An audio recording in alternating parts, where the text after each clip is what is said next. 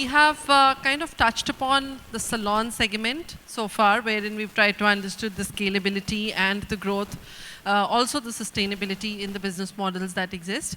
We're now coming down to more core wellness, which is today about spas and med spas and resort spas, and also spa products and spa supplies, which today make all the difference to how the spa is really going to run and what people are looking into it.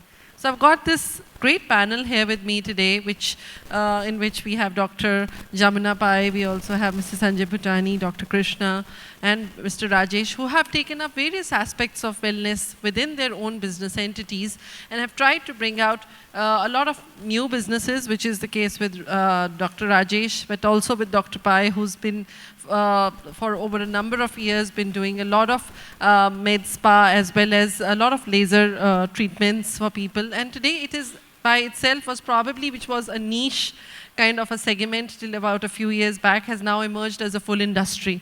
And I think it's very important to look at that industry, because I also feel there's a lot of integration in the coming years that should happen with a lot of other industries with the wellness industry. So I think personally, I feel as an editor, there is a lot of beauty and wellness has a lot in common than we really understand till now. And I think it's forums like this which will really bring it out. So Dr. Pai, the ladies first, as they always say. I'd like to first ask you this question, probably when you started this business, you might have been really the only one who would be doing laser treatments or skin treatments to that level. Today it has become, and even as from a consumption standpoint, it has become like something that we would rather get done than rather not get done. Yeah, Hi, good afternoon, everybody, and thank you for having me over for this panel discussion. Yes, I'm talking about 23 years ago, when my own personal fondness for this, wanting to look beautiful and wanting to do something, and having done my medicine, somewhere I wanted to integrate the two, that I wanted to do a career with my medical degree intact. And so then I had to put together, and I had to, like I always tell students where I teach whatever I have learned, I always tell them that I had to learn from my own mistakes, because there wasn't anyone in India at that time. Beauty, as I talk about, I stand for the non-invasive techniques that are used for enhancing one's looks. That time there were no lasers, Ritu, there were no lasers, there were no injectables when I started. So it was pure treating, basic problems like pigmentation, acne and acne scars, and also prescription medicine, because I was a doctor. There was nothing beyond that. And slowly in the year 2000, we have many firsts to our credit, and slowly in the year 2000, even before Botox came as a, botulinum toxin came as a wrinkle remover, magic wrinkle remover to India. I brought it in the year 2000. 3 years later, the distributors came into India. So that's how we, slowly, that's when the injectables happened. These are minimally invasive techniques for enhancement and anti-aging or reversal of the aging process. And then it got more and more exciting, actually. And then came the lasers. Today you have lasers for hair removal, for hair growing, for skin tightening, whatever you are saying, there are lasers and machines. And there is something new that is happening when you're talking about innovation in the previous group that was speaking here.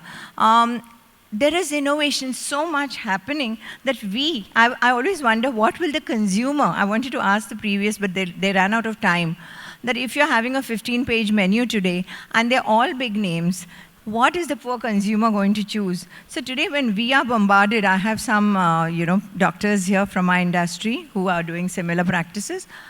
We have something put into our face. We have to make sure, initially I was the only one, I had to make sure that it suited Indian skin type, which is different, which has a lot of melanin, doesn't respond the same way to that machine like the Caucasian skins do. And all my training was abroad. So it was difficult, but today looking back, it has been a good journey, and now we are in the expansion phase, and that's how I'm sitting here today, because we have signed up with Franchise India and hoping to grow, because that is one way of growth, more visibility, and hope it works. Yeah, no, I think, and it's probably just a trend which has started. I think I have seen, as the editor of Franchising World, it is something that I have started noticing more visibly in the last 1.5 years, where we're seeing, Dr. Pais and similar doctors who have set up facilities are now looking to go the more branding way in terms of their clinics. Of course, understandably, you're one of the first who's setting the benchmark in this. You would have, as you said, you've had many first-year journeys. This too would be a complex journey, but I think very fulfilling at the end of the day. So I'll come to you, Dr. Bhutani. At Bausch and Lomb, you probably working with a lot of doctors. You're working with a lot of aestheticians to help bring Bausch and Lomb products forward. What have you noticed as an industry? What are the challenges that are faced by such clinics or such brands who are trying to increase their aesthetic practice, and how really they can fix it? I mean, I understand that HR is a big challenge today, but on the business side or on the product side, where do you think things are not falling in place? What could be done more to enhance the industry? So thank you, Ritu. Couple of things like what we have witnessed, the clinics or the chains are facing. So first one is about the talent, right? Getting the right manpower. And with so many centers opening now, the war of talent is there. So there are no agencies or certified agencies which are kind of training people, and you get certified people to do stuff. So that's one. Second, I think the cost is creeping. I was talking to Dr. Jamuna Pai, and that's kind of also impacted us. The customs duty in January kind of gone up by about 7.3%.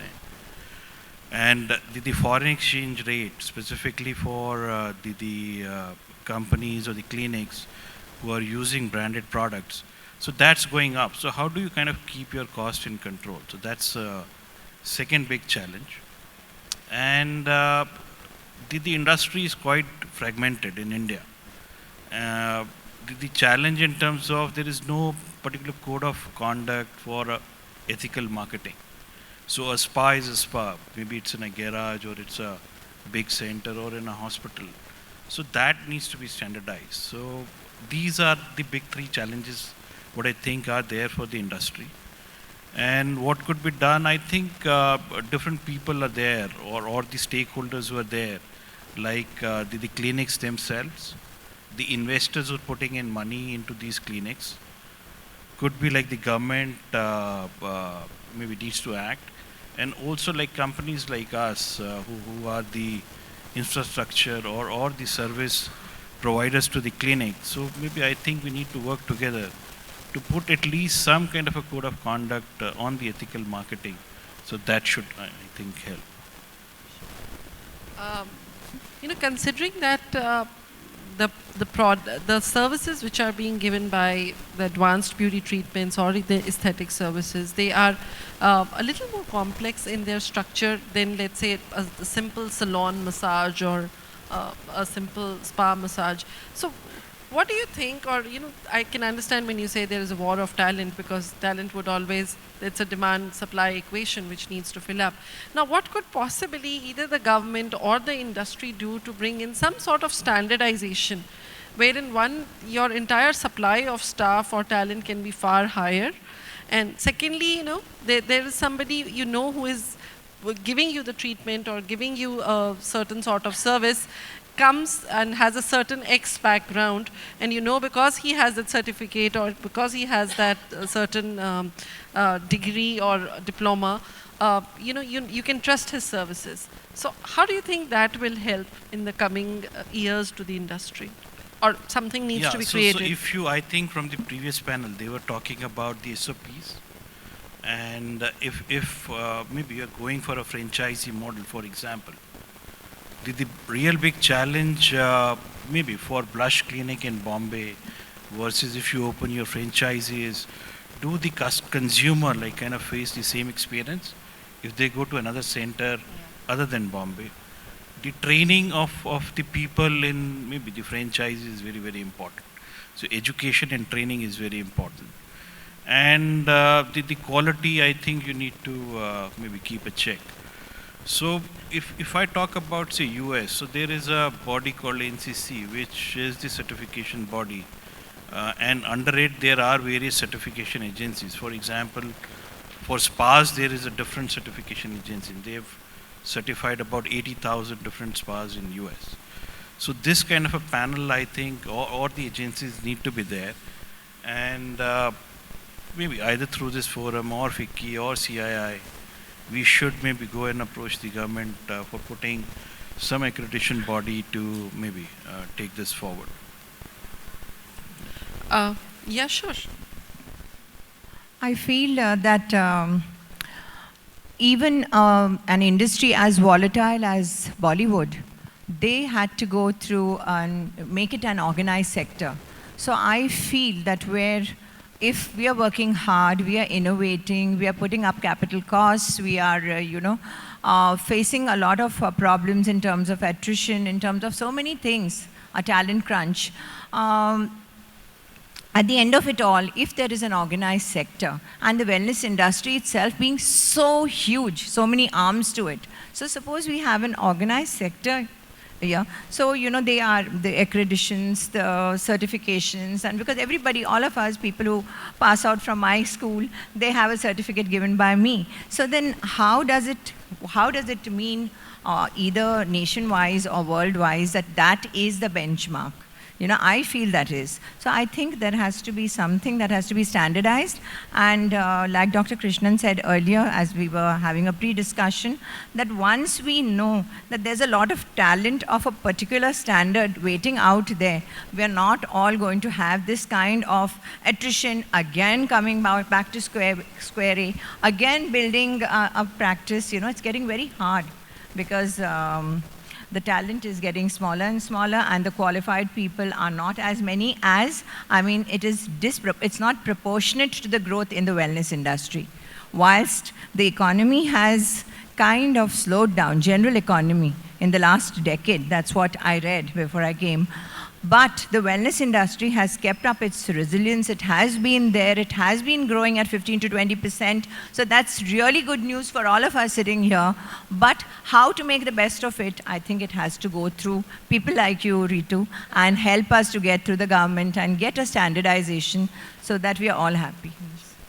Really, if we can do that, you'd really build the consumer awareness and confidence. And right now, India is doing about 1.1 million procedures. So this could really go up. A lot of potential there.